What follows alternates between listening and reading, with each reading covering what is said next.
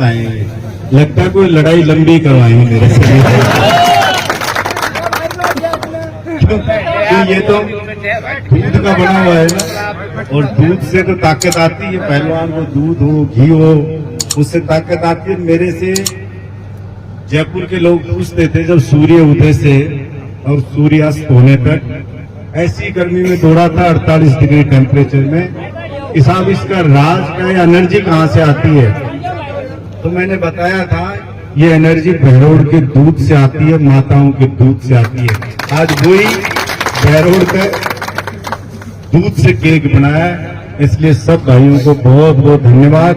और ये केक भाई जवान जवान नहीं खा जाना, बुजुर्ग लोगों को खिलाना। तो कभी सारे बुजुर्ग आए, बिल्कुल न जाड़ लगेगी न दांत लगेगा, आराम से बिल्कुल शुद्ध बना हुआ है। चेयरमैन साहब के तो शुगर हो रही, मुझे खिला रहे हैं। Thank you. आप थोड़ी सी शुगर से कुछ नहीं हो रहा, थोड़ी सी खा लो। ये वाइस चेयरमैन है विक्रम जी, ये मानो एक कलयुग में डायमंड है। आजकल देखते हो, दोस्ती तो कौन निभाएगा, आजकल तो पत्नी पति को मरवा रही है। सुनते हो ना, 7 फेरे लेके और दगाबाज हो रही है। आदमी दगाबाज हो रहा है, माँ बाप को दगा दे रहे हैं बच्चे।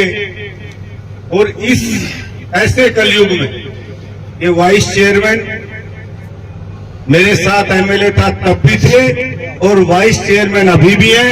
बस मैं तो कहूंगा ऐसे लोगों को घाटा होना नहीं चाहिए जीवन में, यही आप लोगों से अपील करता हूं। क्योंकि आजकल ईमानदार और सारे कोई बोल रहा हूं, ये जितने भी यहाँ पे मौजूद हैं, हमारे पार्षद जी हैं, सरपंच साहब हैं, सारे हमारे सम्मानीय बुजुर्ग हैं, युवा साथी हैं, मैं ज्यादा कुछ नहीं कहते हुए आप लोगों को विश्वास दिलाता हूं। सरपंच साहब कहाँ हैं? जखराना गुड्डू जी बुलाओ। ये सारे डायमंड है, सारे सरपंच भाई नाराज मत होना, सारे आ जाओ आ जाओ। मैं तहसील वाले भी खूब लड़ाई लड़ रहे हैं, आप भी नजदीक आ जाओ। ये सारे सरपंच साहिबान, पंच साहिबान, सारे पार्षदगण, हमारे सभी, हमारे जो मंडी के जो चेयरमैन, वाइस चेयरमैन, जो भी मंडी के मेंबर साहिबान, और हमारे सभी सम्मानीय बुजुर्ग, युवा साथी और प्रिय बच्चों, देखिए आपका स्नेह रहता है, वरना मैं तो देसी आदमी हूं, जन्मदिन मनाने में इनमें ज्यादा विश्वास नहीं रखता हूं। लेकिन मेरे को भी ये रहता है कि आपका उत्साह कम नहीं होना चाहिए, युवा साथियों का। तो मैं कहता हूं कि चलो ये बहाना सही, इस बहाने से गेट टुगेदर हो जाता है, आपस में मिल लेते हैं। और मुझे तो बताया कि देसी घी के लड्डू और बनाए, खाना और बनाया है, तो सब लोग खाना खा के जाना। और रही बात राजनीति की, चुनाव की, तो देखो ज्यादा नहीं कहते हुए मैं आपसे कहना चाहता हूं, पांडव थे, पांडवों के साथ हमारे आराध्य, और इस जगत में, त्रिलोक में जिनसे बड़ा राजनीतिज्ञ कोई पैदा ही नहीं हुआ, भगवान के रूप में भी वो श्रेष्ठ, और इंसान के रूप में अवतार लिया। तो आज तक कोई ऐसा राजनीतिक पैदा नहीं हुआ, वो भगवान श्री कृष्ण जिनके साथ हों, और फिर भी पांडव षड्यंत्र का शिकार हुए, पांडवों को बड़े कष्ट हुए, पांडवों ने बड़ी कीमत चुकाई, लेकिन रिजल्ट अंत में धर्म की विजय हुई, पांडवों की विजय हुई। इसलिए छोटी मोटी असफलता से मैं समझता हूं मूर्ख लोग डिमोरलाइज हुआ करते हैं। मैं खुद ये कहता हूं, मेरा दृढ़ विश्वास है, अगर आपके जीवन में कोई परेशानी नहीं आ रही है, कोई चुनौती नहीं आ रही है, कोई आपका विरोध नहीं कर रहा है, कोई आपकी बुराई नहीं कर रहा है, कोई आपसे ईर्ष्या नहीं कर रहा है, तो ये चिंता का विषय है। आपको आत्म परीक्षण करना पड़ेगा कि आपके अस्तित्व को कोई मान क्यों नहीं रहा है। और चाणक्य ने भी कहा है कि जैसे दुश्मन बढ़ने लगे, जैसे आपकी बुराई करने वाले विचलित होने लगे, तो समझ लेना कि आप तरक्की की राह पे ऊंचाई की ओर जा रहे हैं।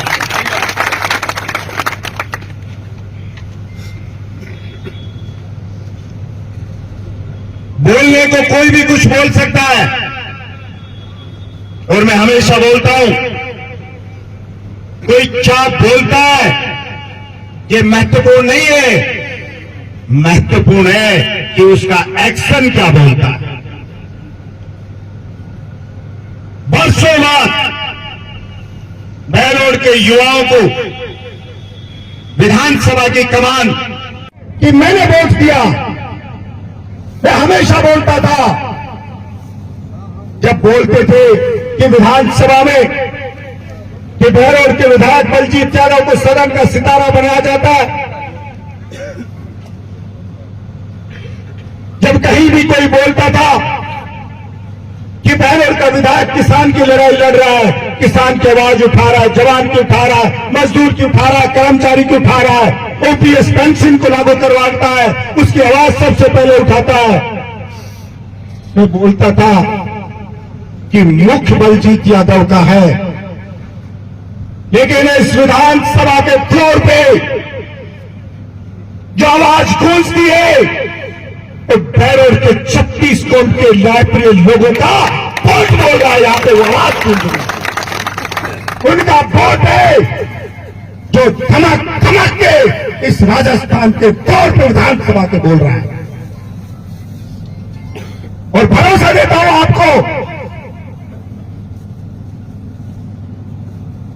आपसे ईर्ष्या रखने वाले दीवारों के सर मार मार के और पागल होकर मरने वाले हैं। इतनी तरक्की, इतनी ऊंचाई पर आपको लेकर के हम जाएंगे, दीवारों के सर मार मार। उनको अफसोस होगा कि काश हम भी इनसे जुड़ जाते। आप हालत देखते हो, जिन लोगों ने पैर पकड़ पकड़ के वोट मांगे, हाथ जोड़ जोड़ के जिस कैंडिडेट के लिए वोट मांगे, आज वो खून के आंसू रो रहे। कोई सुनने वाला नहीं है उनकी गुडविल खराब हो रही है। पदाधिकारियों की बाइक के चालान हो जाता है, उनकी गाड़ी का चालान हो जाता है, उनके घर से कार पुलिस उठा ली जाती है नो पार्किंग में। इससे ज्यादा शर्म की बात नहीं हो सकती।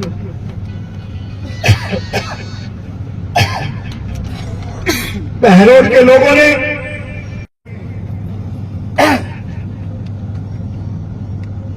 हमारे यहां कुछ लोगों ने रोआ पीटा मचा दिया था। मैं जा रहा था गाड़ी से अलवर, तो विराटनगर में एक बैनर लगा हुआ था, धरने पे लोग बैठे थे, बैनर पे लिख रखा था हम बहलोड नहीं जाएंगे, हमें चुनाव से पहले आप ये जिला अस्पताल ले आए, अगर चुनाव के बाद डिसाइड होता तो जिला अस्पताल भी विराटनगर में खुलता या कहीं दूसरी जगह पे जाकर बागसूर में खुलता। सदर थाना मिला था वो ले आए, आबकारी का जिला कार्यालय मिला था वो बहलोड में ले आए, लेकिन कोई कार्यालय नहीं मिला। और कोई कहे तो यूं कहते हैं पहले वाला एमएलए कुछ साइन करिए। अब आप पढ़े लिखे तो शायद समझ ही जाएंगे, लेकिन अनपढ़ आदमी भी इतनी बात तो समझ जाएगा।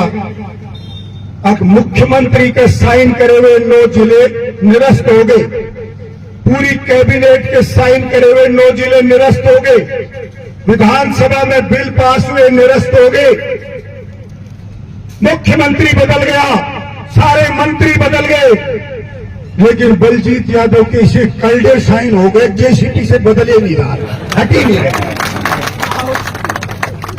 अरे भले आदमी हो, पहली बात तो एमएलए के कोई साइन नहीं होती, कोई साइन करे हो तो वो लेटर बताओ, और फिर भी कह रहे हो मान लेते इतने तगड़े साइन है तो सरकार पलटी मारगी, लेकिन बलजीत यादव के साइन नहीं पलट रहे तो फिर सोचो डूब के मर जाओ कि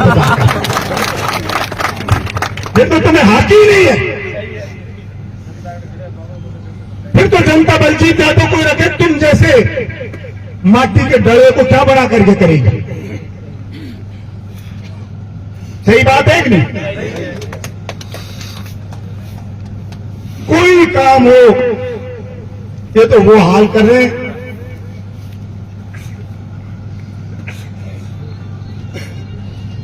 कि अपनी 7 पीढ़ी पहले कोई परदादा अपने पैदा हुआ हो, और आज की पीढ़ी है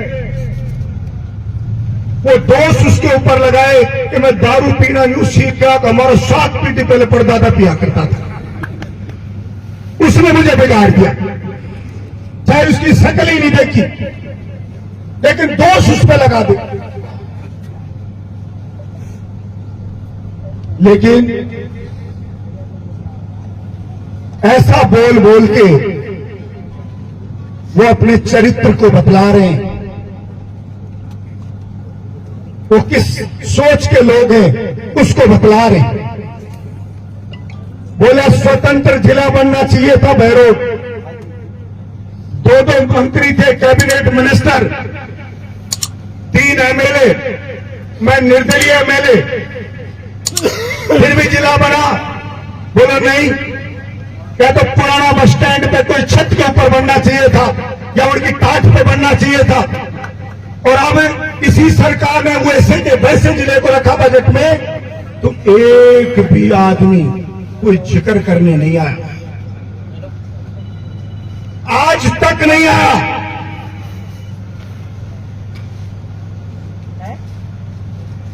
एक कार्यालय की मांग करी तो मैंने कहा भाई एक की क्यों मांग कर रहा हूं, ये तो वैसे ही हुआ अगर किसी के 25 बीघा का बड़ा खेत हो,